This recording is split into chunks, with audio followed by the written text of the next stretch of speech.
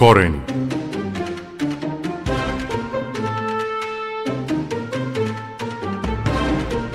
За нашето трајно културно наследство.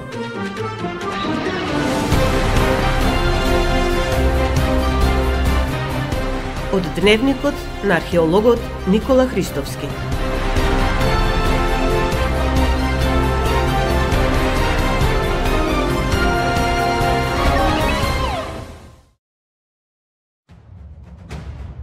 Добре дојдовте во уште едно издание на емисијата Корени.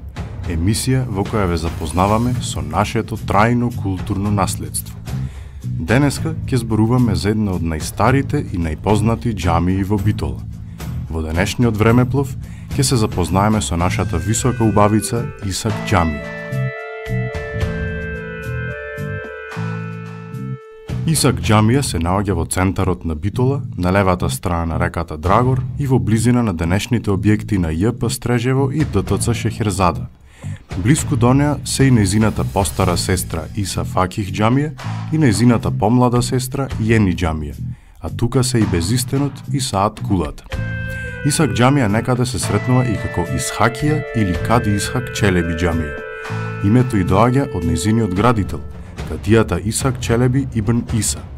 Според хронограмот над влезната врата, тој ја порачал изградбата откако се преселил од Солун во Битола во 1506 година.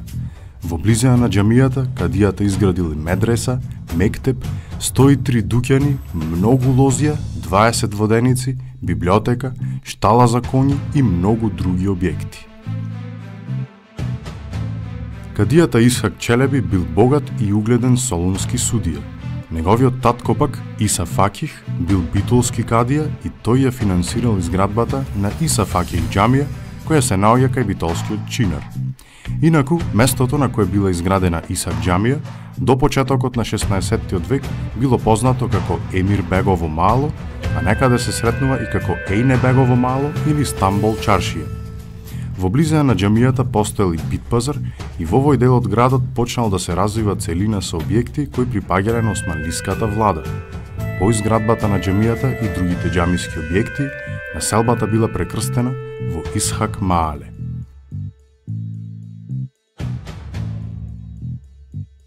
За подигнувањето на Исак џамија постои и една легенда. Според неа, кога кадијата ја наредил изградбата, архитектите и градителите се побуниле. Кадио, му рекли, ова место е мочуриште, душата ќе не излези дури да ги ископаме темелите, а може и да ни пропадни в земја џамијата. Кадијата Исхак Челеби не рекол ништо, туку зел една вреќа и од неа пред нив почнал да истура стотици и илјадници златници. Мајсторите се шашардисале и сватиле колку е тој богат, моќен и решен да се изгради џамијата. Така тие веднаш се фатиле за работа и го подигнале храмот за само неколку години.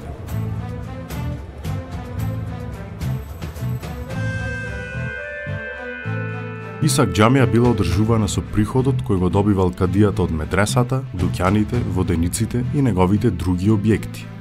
Исак Челеби за својот храм издал и 2 повелби за донација, наречени вакуф намиња, каде и самиот донирал 300.000 златни дирхами. Во денешно време, таа сума би била околу 60.000 евра. Се претпоставува дека изградбата и огромната нега кон Исак џамија била со цел да се покаже и докаже значењето на градот Битола во Османлиската империја за време на 16-тиот век. Затоа, таа се смета за символ на бунтот на битолските кадии кон солунските и скопските паши и бегови. Кадијата Исхак Челеби ибн Иса починал на 1 август 1512 година во Битола. Неговиот имот, кој се состоел од вакафи не само во Битола, туку и во Солун, Пловдив и Пазарџик, бил наследен од неговите 2 сина, Мула Мустафа Челеби и Мула Сеид Ахмед. Исхак Челеби бил погребан во џамиските гробишта во дворот на неговиот најмил храм. Од некогашните гробишта сега се видливи само неколку плочи, но за среќа зачуван останал и саркофагот на кадијата. Раскошниот мермерен саркофаг на Исхак Челеби, поставен покрај џамијата и покрај улицата наспроти безистенот, ден денес го украсува дворот на прекрасната Исак џамија. Џамијата архитектонски припаѓа на последната фаза на едренскиот рано-османлиски стил и на првите фази на класичниот османлиски стил. Како и останатите џамии од овој тип, и Исак џамија е градена во така наречениот опус клоазоне, кој се состои од наизменично наредени камења и тули, поврзани со хидравличен малтер.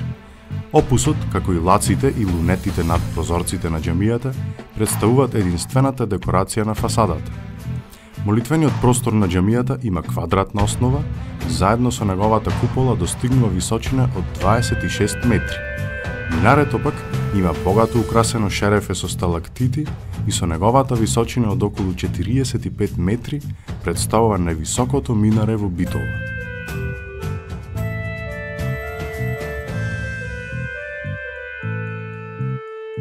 Исак џамија низ историјата била неколку пати оштетена и реновирана. Според изворите, некаде на крајот на 18-тиот или на почетокот на 19-тиот век, удрил гром во минарето и избувнал пожар.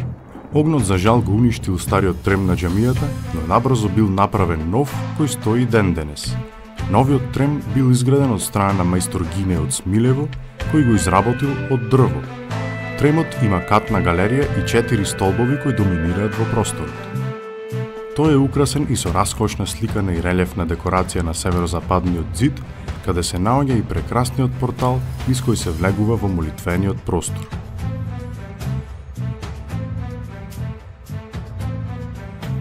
Внатрешноста на главната просторија е богато украсена со насликани растителни мотиви, со пораки од куранот и со разиграна штуко декорација.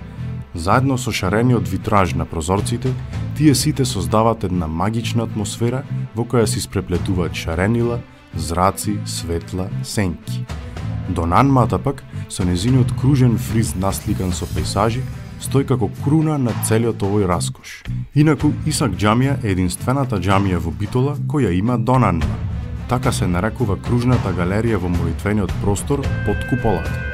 Таа била изработена во 1912 година од француски мајстори, за да можат да се вршат евентуални поправки на највисоките делови на објектот.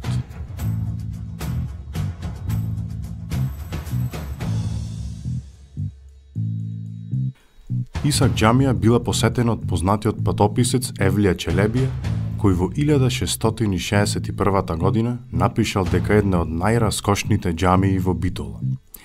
Во текот на 19-тиот век пак, таа била посетена и од неколку познати европски сликари, како што се италијанскиот уметник Херкуле Катеначи, францускиот графичар Емил Теронд, како и англискиот уметник и поет Едвард Лир. Секој од нив има барем по едно дело на кое се забележува нашата Исак џамија. Во 1911 година џамијата била посетена и од предпоследниот османлиски султан Мехмед V Решат. Тогаш тој на џамијата и подарил една позлатена левха, односно тркалезен диск со врежани пораки од куранот, која се уште се чува во Исак џамија. И покрај тоа што со своите димензии представува монументален објект, сепак Исак џамија била храм на духовна повлеченост.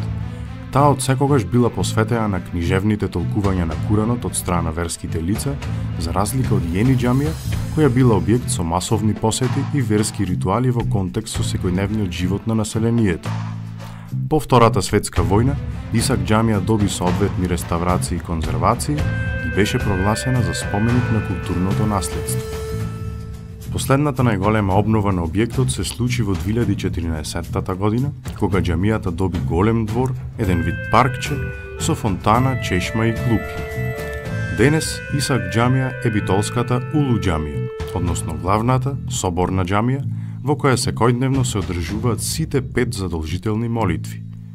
Таа е символ на градот Битола, незаменлив дел од нашето културно наследство и е нашата џиновска убавица која деноноќно бдее над нашиот град.